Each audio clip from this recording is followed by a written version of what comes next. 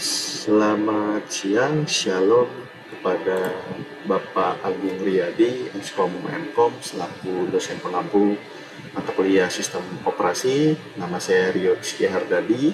Saya ingin mempresentasikan rangkuman dari sesi 7 sampai sesi 15 terkait sistem operasi untuk memenuhi ujian akhir semester. Yang pertama akan membahas tentang deadlock dan starvation dalam sistem operasi. Dimulai oleh pengertian dari deadlock itu sendiri dalam bahasa Indonesia, yaitu adalah kebuntuan, di mana deadlock adalah kondisi di mana dua atau lebih proses saling menunggu sumber daya yang sedang dipegang oleh proses lain, sehingga tidak ada satupun proses yang bisa melanjutkan eksekusi. Artinya itu single operasi di dalam pemrosesannya itu.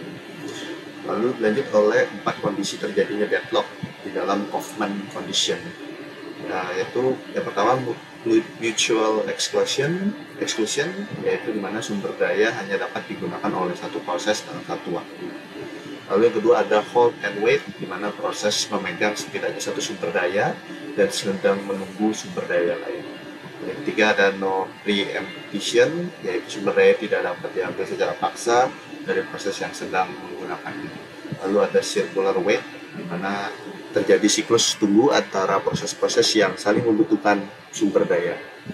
Lalu untuk contoh kasusnya sendiri, yaitu proses A memegang sumber daya X dan menunggu Y, lalu proses B memegang Y dan menunggu X, di mana ini terjadi kebuntuan atau disebut deadlock.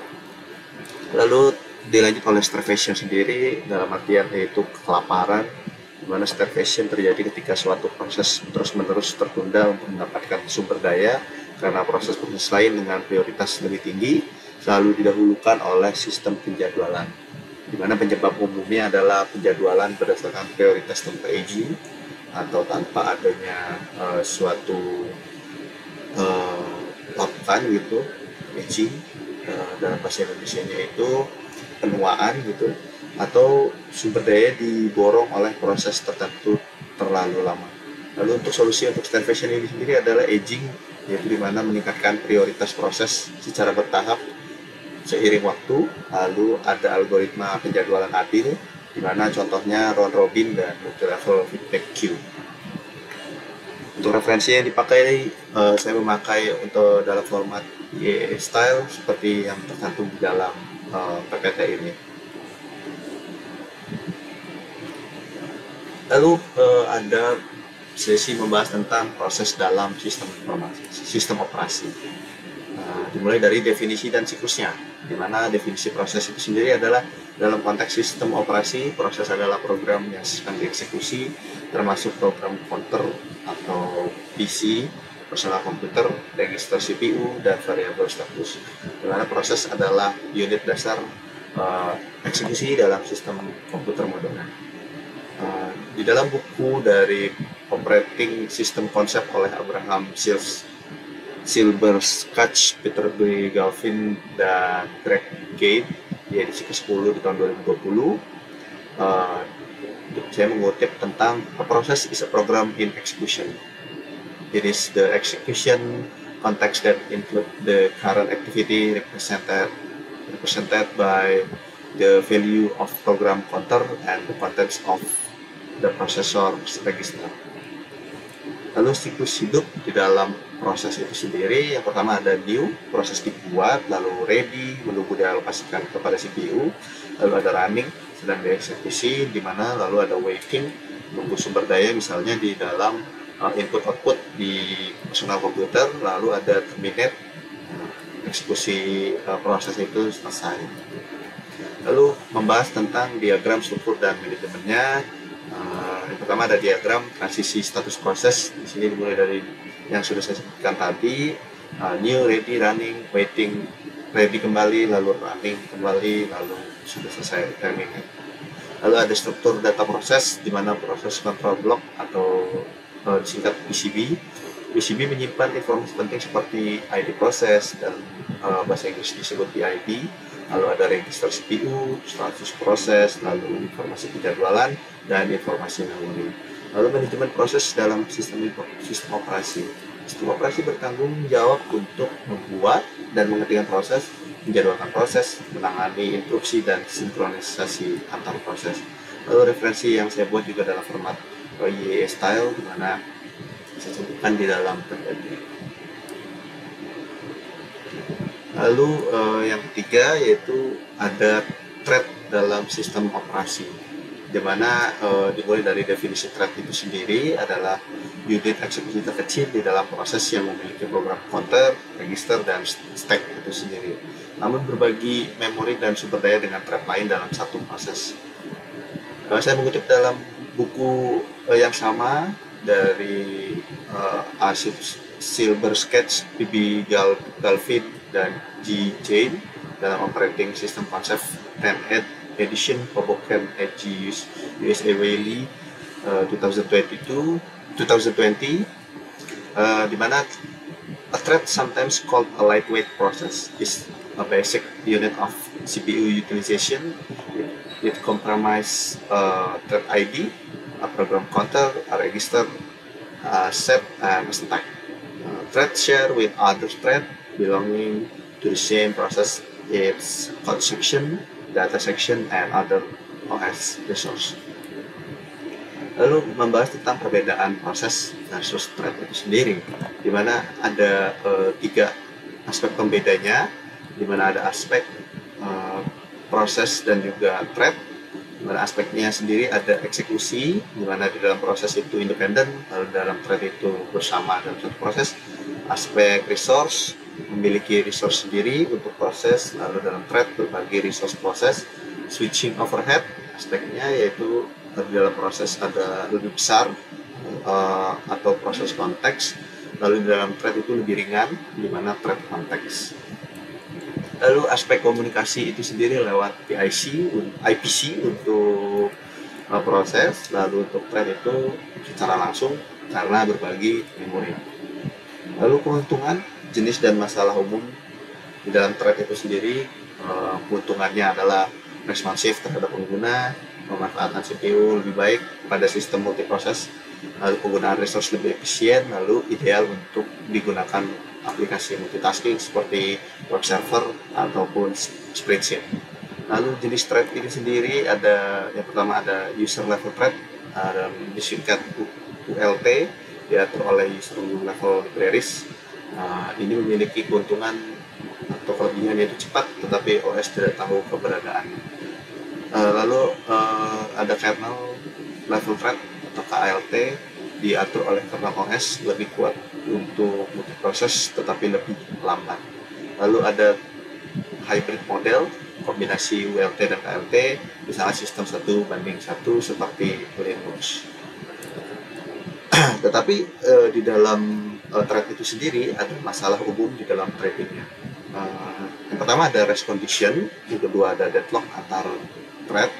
Deadlock itu sudah disampaikan di sesi sebelumnya itu. Lalu sinkronisasi diperlukan untuk mencegah konflik saat berbagi data. Referensi sudah saya kan di dalam PPT juga. Lalu selanjutnya membahas tentang manajemen memori sederhana dalam sistem operasi. Di mana definisi manajemen memori itu sendiri adalah fungsi sistem operasi yang mengatur alokasi, penggunaan, dan pembebasan memori utama atau disebut RAM, Random Access Memory, untuk proses dan data yang sedang berjalan. Kutipan dalam buku yang sama juga, yang operating system konsep tadi, di mana memory management is the process of controlling and coordinating computer memory, assigning portion to various running program to optimize overall system performance. Lalu ada membahas tentang model manajemen memori sederhana. Yang pertama membahas tentang single contiguous allocation, di mana hanya satu proses pengguna dibuat di memori utama bersama dengan sistem operasi. Lalu yang kedua ada digunakan pada sistem batch awal. Yang ketiga ada tidak mendukung di programming. Lalu ada model yang kedua ada partition allocation. Jenisnya itu ada fixed partitioning, memori dibagi menjadi partisi dengan ukuran tetap, tetapi kekurangannya itu internal fragmentation. Lalu ada yang kedua variable partitioning, yaitu ukuran partition variasi sesuai kebutuhan proses.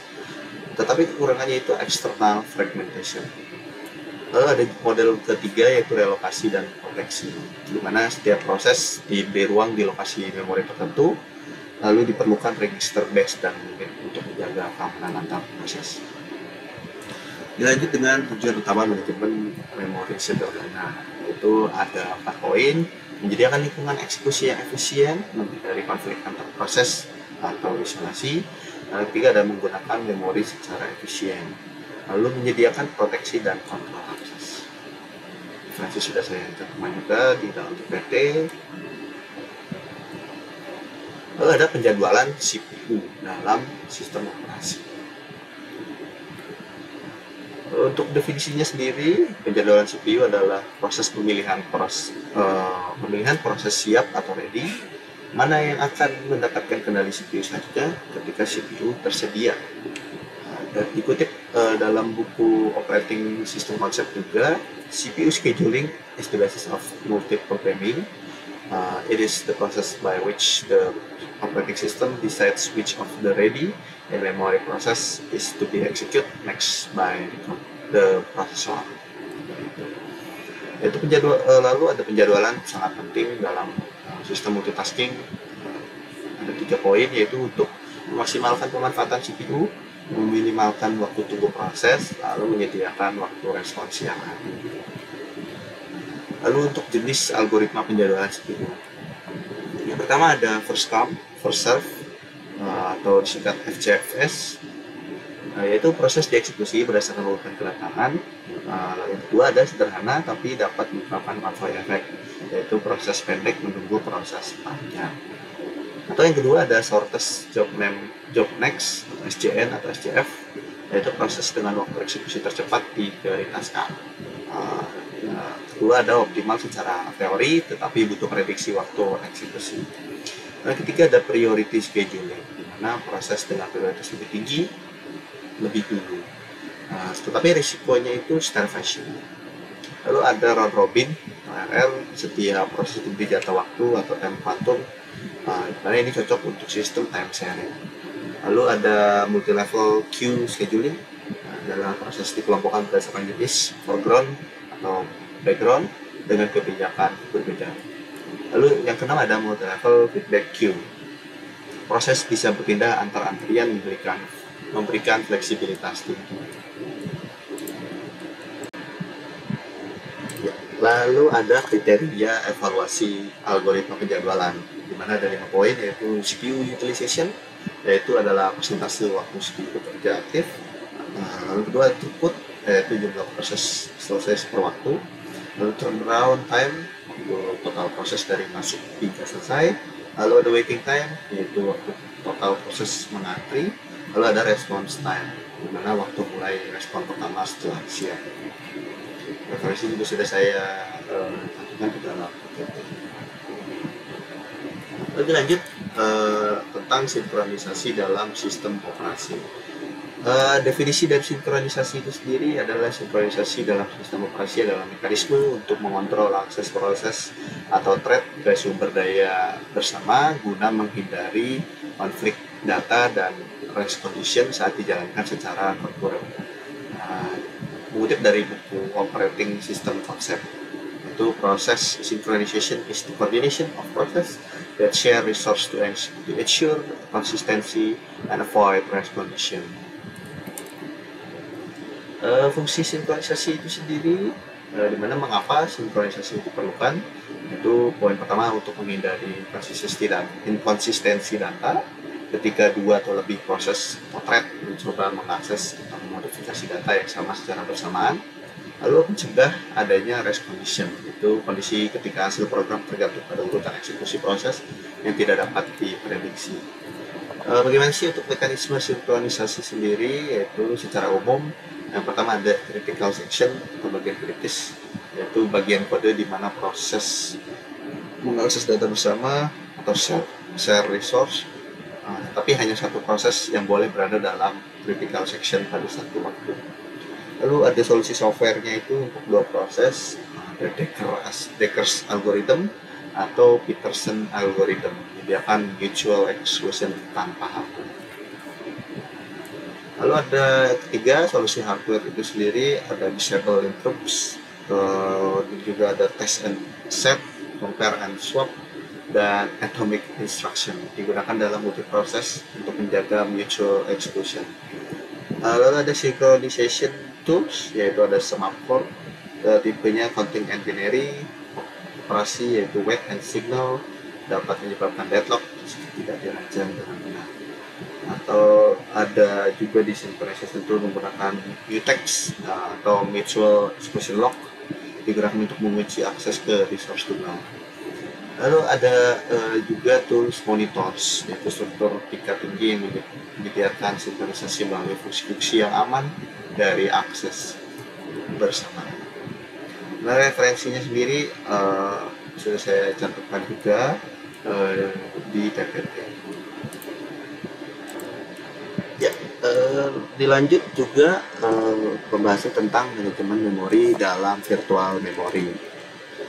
Di sini definisi virtual memory sendiri adalah teknik manajemen memori yang memungkinkan sistem untuk menjalankan proses yang lebih besar dari kapasitas memori fisik dengan cara memetakan alamat virtual ke alamat fisik secara dinamis. Mengutip dari buku referensi yang pertama, yaitu virtual memory is a technique that enable execution of process that may not be completely in the memory, thus allowing for more efficient memory utilization and process visualization. Dimana konsep dasar virtual memory itu sendiri, yang pertama adalah alamat virtual address, alamat yang digunakan proses untuk mengakses memori. Lalu ada alamat fisik atau physical address, di mana lokasi sebenarnya di RAM. Lalu ada memory management unit atau MMU, perangkat keras yang menerjemahkan alamat virtual ke fisik. Lalu ada patch table, struktur data yang menyimpan pemetaan antara alamat virtual dan frame fisik. Lalu ada manajemen memori dalam virtual memory. Pertama ada paging, yaitu memori dibagi menjadi blok-blok kecil bernama patch atau virtual dan frame atau fisik, dimana mencegah external fragmentation. Lalu digunakan oleh sistem modern seperti Linux dan Windows. Lalu ada patch table management, di mana menyimpan informasi mapping antara patch dan frame. Lalu dapat menggunakan struktur multi-level patch table dan inverted patch table untuk efisiensi. Lalu yang ketiga ada patch replacement algorithms, di mana digunakan ketika semua frame sudah terisi.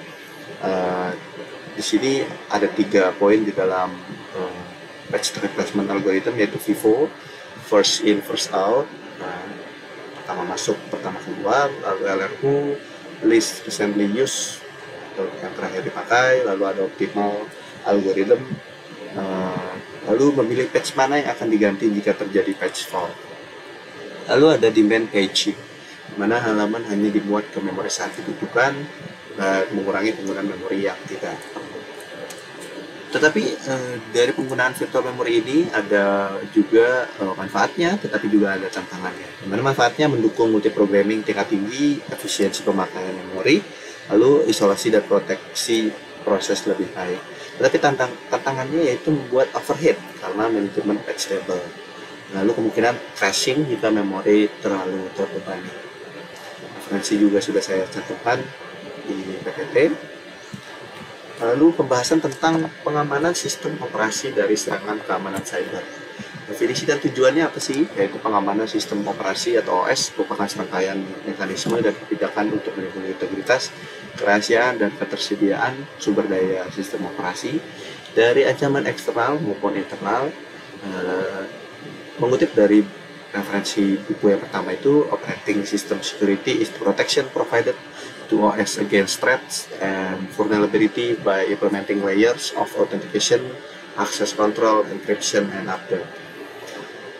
Dimana ancaman umum terhadap sistem operasi itu sendiri, yang paling umum itu adalah malware, virus, ada worm, ada ransomware. Ini bisa terjadi di manapun, baik kesalahan dari human error ataupun memang dari serangan langsung terhadap sistem operasi itu sendiri.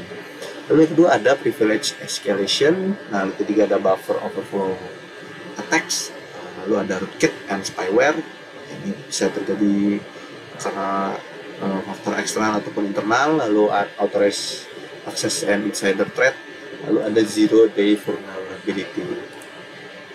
Lalu strategi apa sih dan mekanisme apa yang bisa digunakan untuk melakukan pengamanan sistem operasi ini? Yang pertama ada access control mechanism, penggunaan role based access control atau RBAC dan mandatory access control untuk mengatur hak akses pengguna, di mana mencegah akses ilegal terhadap sumber daya OS. Kedua ada authentication dan authorization, di mana ini ada multi-factor authentication atau MFA, di mana gabungan password, biometrik, dan token. Itu juga di mana penggunaannya secure hashing algorithm untuk penyimpanan kredensial. Ketiga ada security patch dan update management, di mana menambal kerentanan yang ditemukan melalui pembaruan sistem secara berkala. Kalau di Windows itu ada update Windows, kalau di Linux itu ada sesuai dengan distro yang dipakai.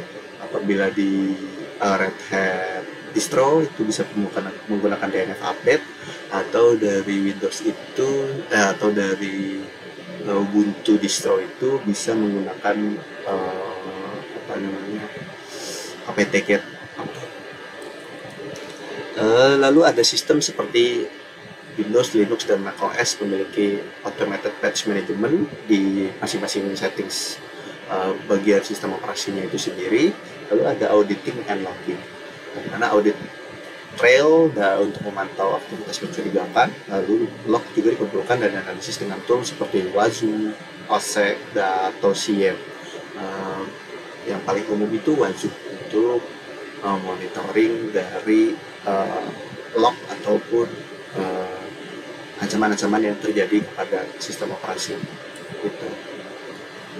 Yang kelima ada memory protection dan ASLR, di mana address space layout randomization atau ASLR dan data execution prevention atau DEP digunakan untuk mencegah eksploitasi memori. Lalu yang keenam ada virtualization dan sandboxing, di mana ini menjalankan aplikasi dalam lingkungan virtual atau sandbox untuk membatasi dampak serangan. Teknologi tambahan yang bisa digunakan itu bisa menggunakan Shell Linux dan AppArmor untuk hardening sistem Linux, atau di Windows itu ada BitLocker. Itu nanti apabila terjadi install ulang seperti install ulang Windows secara USB, itu nanti akan muncul BitLocker yang membutuhkan authentication key saat menginstalnya. Jadi membutuhkan untuk membuka dari sistem operasi Windows yang sebelumnya dipakai, atau Lux di dalam Linux untuk enkripsi disk yang saya bicarakan tadi, atau hypervisor level isolation di dalam CloudOS. Referensi sudah saya cantumkan ke dalam PPT juga untuk sesi pembahasannya. Itu saja yang bisa saya sampaikan untuk rangkuman sesi 7-15. Mohon maaf untuk kekurangan dan kesalahan kata yang saya sampaikan dalam presentasi ini. Saya pamit undur diri untuk video presentasi ini. Terima kasih, semoga bermanfaat.